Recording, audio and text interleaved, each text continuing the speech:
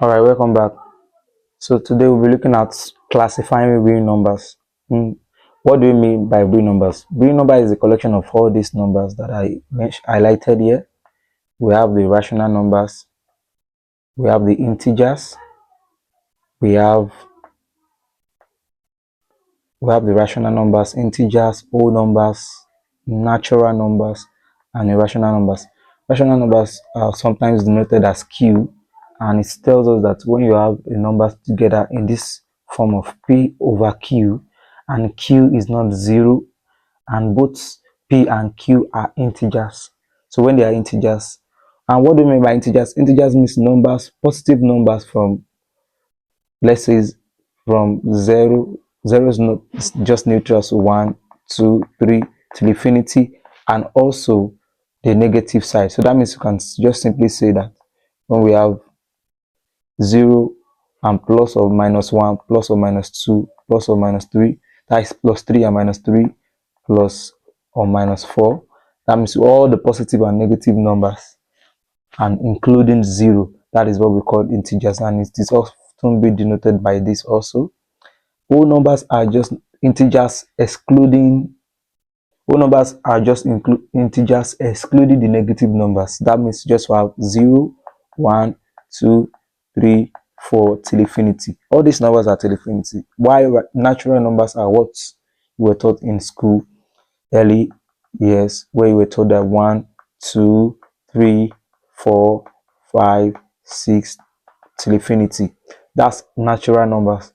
And irrational numbers are just numbers that are not in the form of pq, where q is just an integer. Most of the time we see irrational numbers in this form, in the form of root 3. That's numbers that are not perfect. That's what we call that. So, or pi, which is 3.1459, all those 1 point. So that is irrational number. So all this make up the real number. So all real number has a collection of this. There's also another one I didn't mention, is not part of the real number. We call it complex number, and complex number is not part of the real number. So but complex number can be written in this form. It consists of real number alongside with complex roots. So that's for that. So let's look at the properties of real numbers. In properties of real numbers, we have additive, we have under addition, we have what we call commutative property. Commutative property. What do we mean by under addition? It means that a plus b is also equals to b plus a. That means when we say 3 plus 2 is still the same as 2 plus 3, because both of them will give you 5. Whether you do it with positive or negative numbers, I'm still going to have the same thing. Let's say negative 3 plus 2 and 2 plus negative 3 is still going to be the same. This is going to give you negative 1 and negative 1 here. So that's what we call the commutative property. A, then the operation B equals to B operation A. This also works for a multiplication. Under multiplication, that means A times B equals to B times A. Let's check it out. Let's say 5 times 2 is still the same thing as 2 times 5, which is both 10. This also applies to both negative and positive numbers. So this means that under addition, real numbers, and under multiplication, real numbers are both commutative. Real numbers is commutative under addition and under multiplication. That's that. Also, we can talk about another thing, is associative properties. It's associative property. And what do you mean by that? It means that if we have A plus B plus C, is still the same thing as A plus B plus C, always. So let's say, for example, 2 plus 5 plus 7 equals to 2 plus 5 plus 7. 2 plus 5 is 7, and that is 7 plus 7. And if you do this, 5 plus 7 also will give us 12 in this case. and 7 plus 7 actually is going to give us 14, and 2 plus 12 is 14. So this is what we call associative property. This also work with multiplication also.